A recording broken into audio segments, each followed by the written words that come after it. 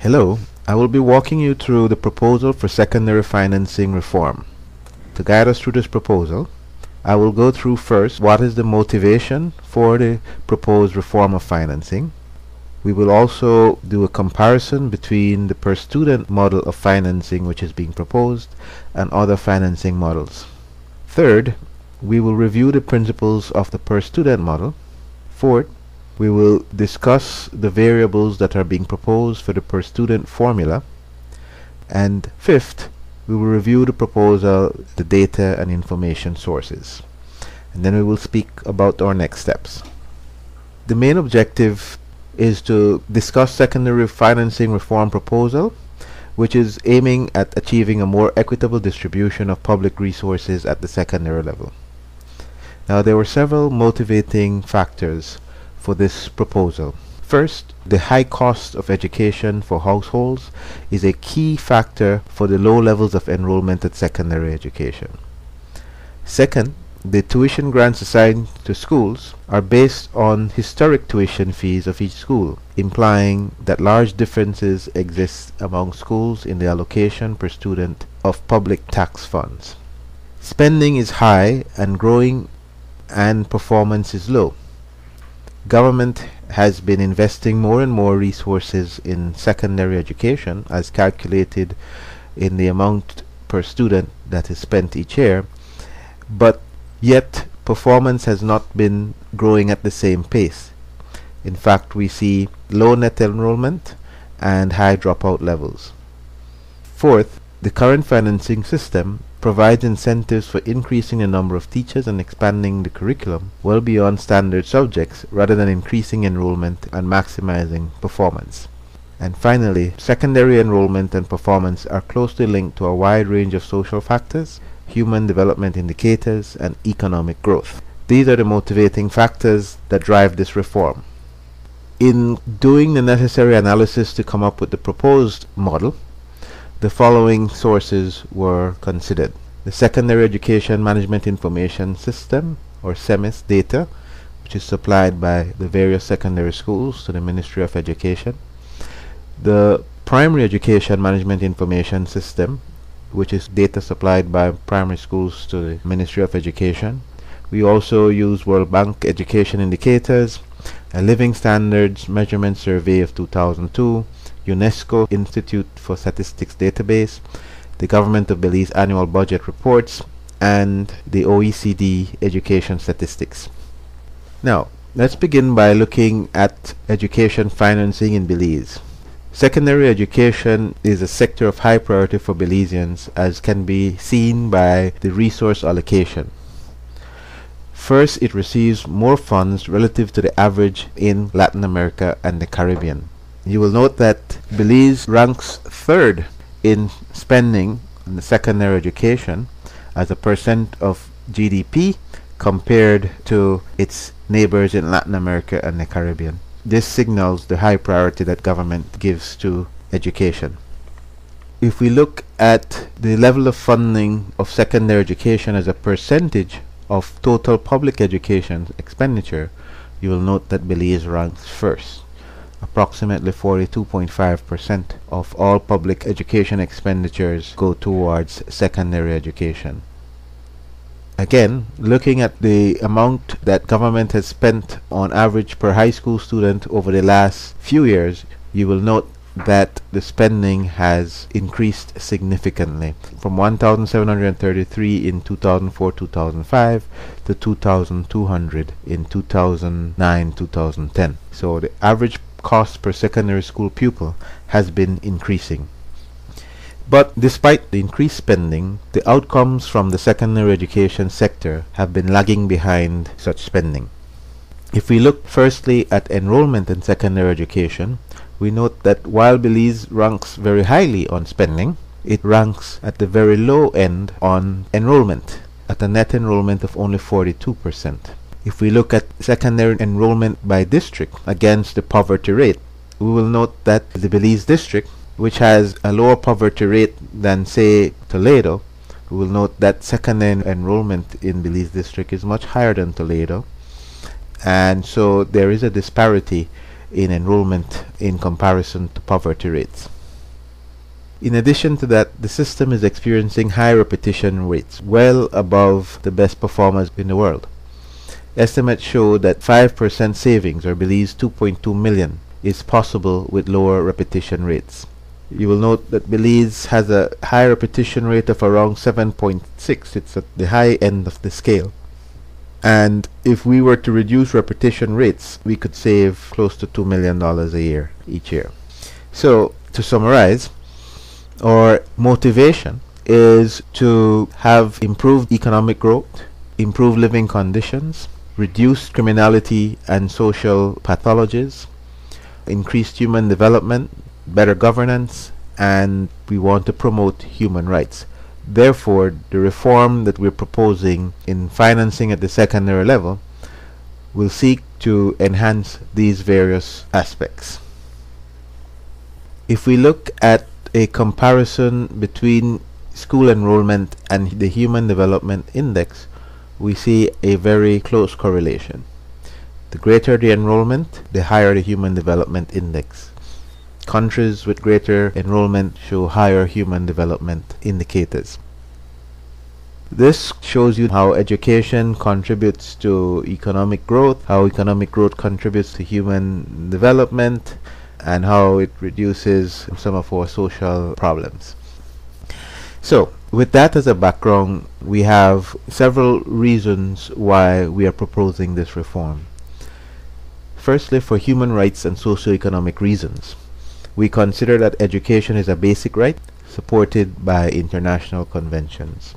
Primary education is not enough to overcome poverty and productivity barriers. Development is highly jeopardized when education is low. Higher poverty and inequality is related with higher social pathologies, criminality, drug abuse, and violence. If we do a comparison of the returns on the various levels of education, we note that in Belize, the returns on secondary education are 4.5 times higher than primary education alone. You notice that a person who achieves a primary education will earn about 10% more over their lifetime than a person who did not get a primary education. And a person getting a secondary education in Belize will earn roughly 45% over their lifetime more than a person who did not get any education at all. So there are benefits to investing in secondary education.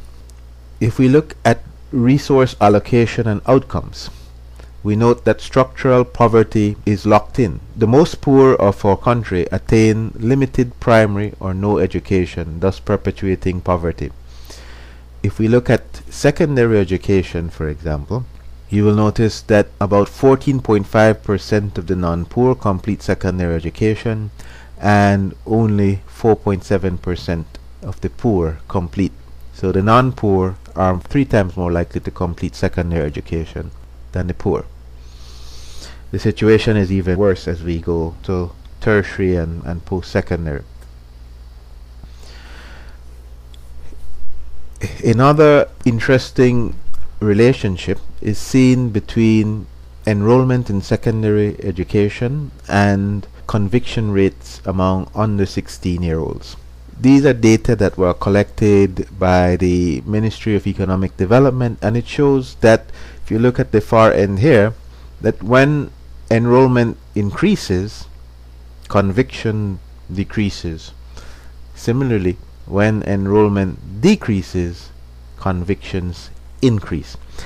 Given the situation in our country as it relates to the rising crime and violence, I think this demands our attention.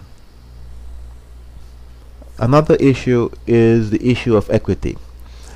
The new model will help in reducing or closing gaps in the distributions of funds across schools, but most importantly, across students. It will help in reducing disparities that are between the urban and the rural, between the poor and the non-poor. If you look at inequality in the distribution of funds, you will note that the Belize district receives 54% more total grants per student than the Corozal district. The poorest districts in the country also receive the lowest grants per pupil. You look at Belize here, all the way at this end, and Corozal all the way at the other end. Toledo also receives less than Belize. Stan Creek also less than Belize. These districts tend to have higher poverty rates.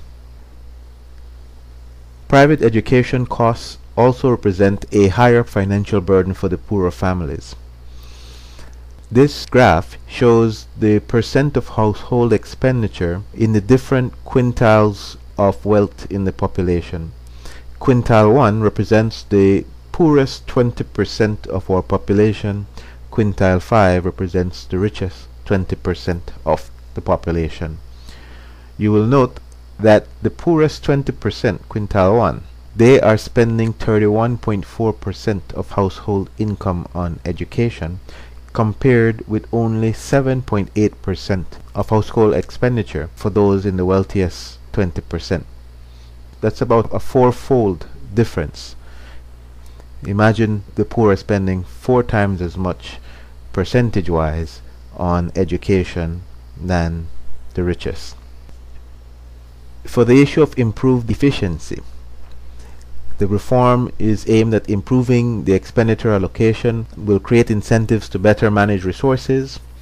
It will seek to reduce the wide disparities in the curriculum offered, and which also affects the quality of education and also increase costs.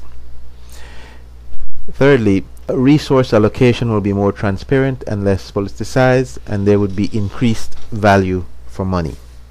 Here we have a breakdown of costs for selected schools, and what we note, for example, we see the non-teaching expenditures as a percent of total expenditures for these schools, and you will see that some schools are spending quite a large percent on non-teaching expenditures. Here you have some schools all the way close to 20%, compared with other schools which are less than 5%. This is a big disparity in expenditure on non-teaching resources.